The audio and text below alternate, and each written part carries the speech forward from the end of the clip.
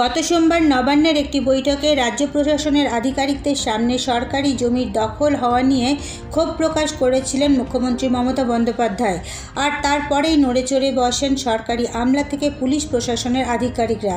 মঙ্গলবার সকাল থেকে বিভিন্ন জায়গায় শুরু হয় সরকারি সম্পত্তির দখলদারদের বিরুদ্ধে অভিযান।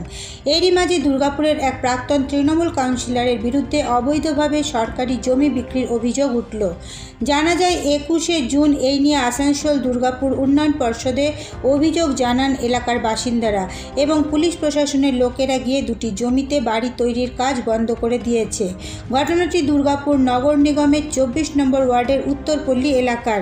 ওই এলাকায় সরকারি জমি বিক্রি করে দেওয়ার অভিযোগ প্রাক্তন কাউন্সিলর লাভলি রায়ের বিরুদ্ধে। ঘটনাটিকে নিয়ে শুরু হয়েছে শোরগোল।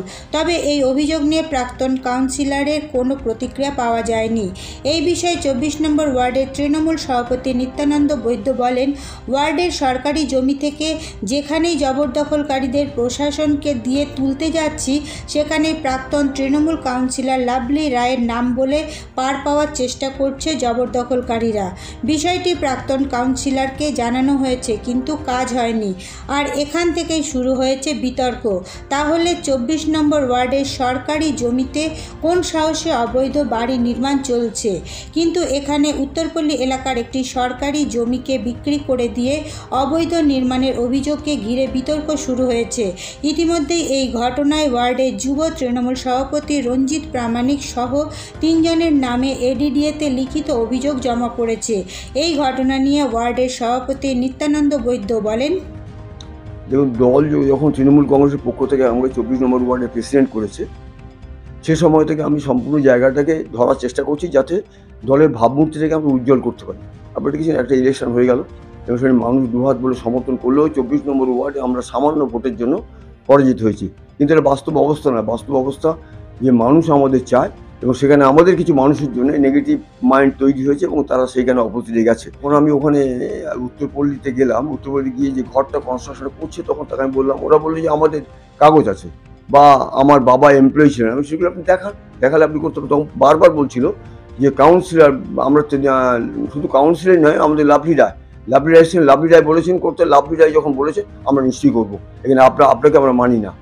তা আমি যখন আমার নিজের পরিচয় দিলাম, তা সত্ত্বেও তারা ওখানে 2-1 লোক ছিল যারা বললো না উনি প্রেসিডেন্ট, ওই যে ওসব মানি না, আমাদের লাভলি রায় ঠিক আছে, লাভলি রায় কাউন্সিলর, উনি ভালো কাজ করেছেন মুখ তবু ইত্যাদি। আমার দলে সেটা আমার তৃণমূল কংগ্রেসেরই কাউন্সিলর, উনি ওদের সম্ভবত ওদের কথা শুনে মনে হলো উনি ওদের মদত দিচ্ছে। যেটা তার পাশেও যে ঘর হয়েছে আমি সেটা পুরোপুরি বন্ধ করে দিয়েছি। যখন তারা শোনেনি তখন আমি পুলিশের দ্বারস্থ হয়েছি এবং তাদেরকে জানিয়েছি। এছাড়া এডিডিও তো কমপ্লেন করেছি, ভার্বালি কমপ্লেন করেছি। কমপ্লেন করার পর এডিডির লোক এসে সেটা ভেরিফাই করে দেখেছে এবং আমি চেষ্টা করছি যেখানে আমার উপর যে দায়িত্বটা দেওয়া হয়েছে যেন যখন চেস করা হবে যে বৈধবাবু থাকাকালীন এটা হয়েছে, এই যে প্রেসিডেন্ট নির্বাচনের পর, সেটা যেন না হয়।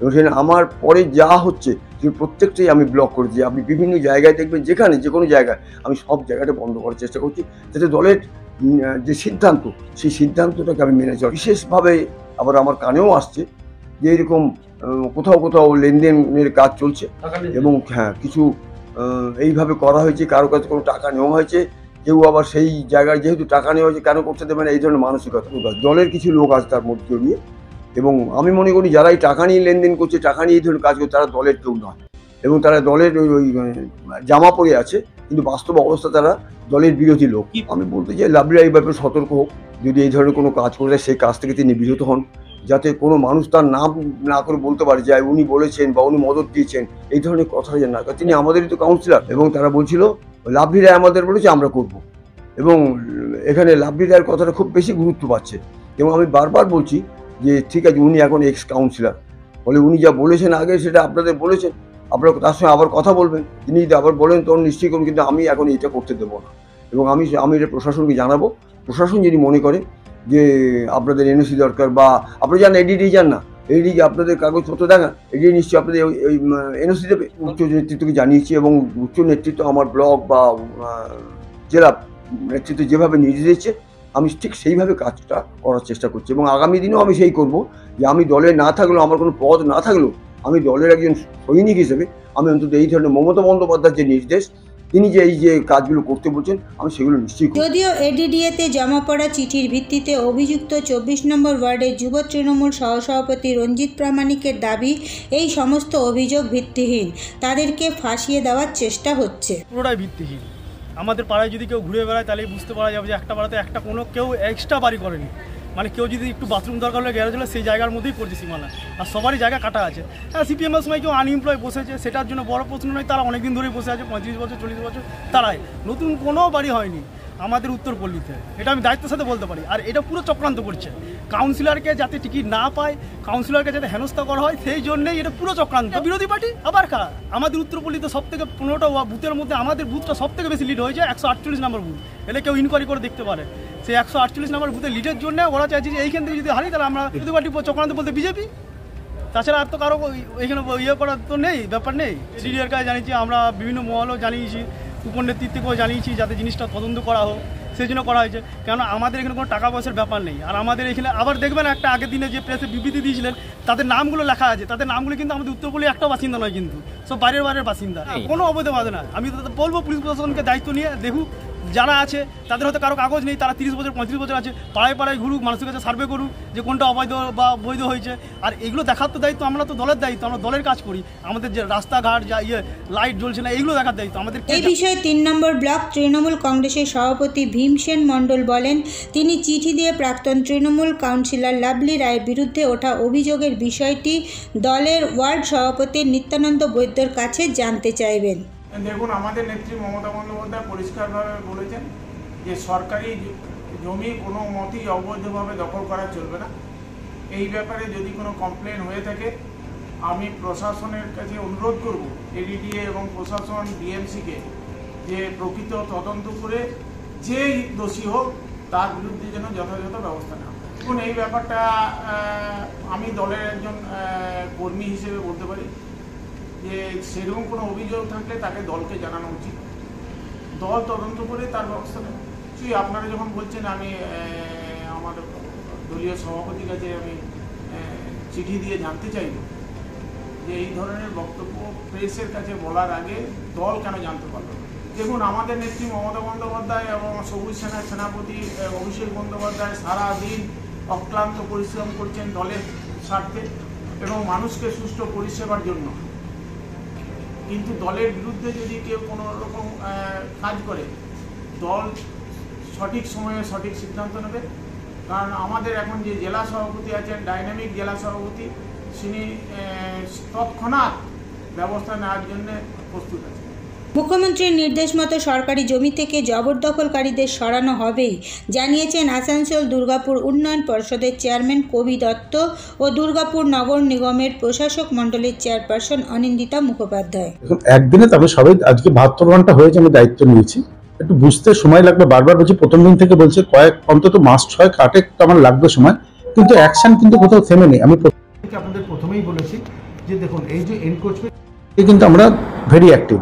আমি খুব আন্তরিকভাবে বলছি, মানবিকতা নিয়েই আমরা এনক্রোচমেন্ট কিন্তু সরাবো। আমি খুব দায়িত্ব নিয়ে বলছি, এবং প্রথম দিন আমি কথাটা বলেছিলাম। এবং এর জন্য যেগুলো প্রাইমারি স্টেপস কিছু আমরা অলরেডি কিন্তু নিয়েছি। ফর ইনফরমেশন, আমরা আসানসোলের জন্য একটা স্পেশাল ফোন নাম্বার, দুর্গাপুরের জন্য একটা আলাদা ফোন নাম্বার আমরা নিয়েছি, যে প্লিজ আপনারা সাধারণ লোক, তারা অন্তত যেখানে কোথাও দেখবেন যে কোথাও এনক্রোচমেন্ট হচ্ছে আমাদের জায়গায়, রেডির জায়গা, প্লিজ আমাদের ওই নাম্বারে একটা ফোন করে দেবেন, একটা হোয়াটসঅ্যাপ করে দেবেন কিছু, সো দ্যাট আমরা ইমিডিয়েট অ্যাকশন নিতে পারি। বাই দ্য ওয়ে, আমরা এর মধ্যে 2-3টে ছোট ছোট টিম বানিয়েছি, যাতে এরকম যদি আমরা যখন ফোন পাবো, আমরা এক্সপেক্ট করছি ফোন পাবো, আমরা সেই ফোনগুলো পেলেই যাতে আমরা সেখানে ইমিডিয়েট আমাদের সেই টিম পাঠাতে পারি, মানে সার্ভে করতে পারি, সেটা আমরা অ্যাকশন নিচ্ছি। এই দুটো অ্যাকশন কিন্তু আমরা ইমিডিয়েট করে নিয়েছি।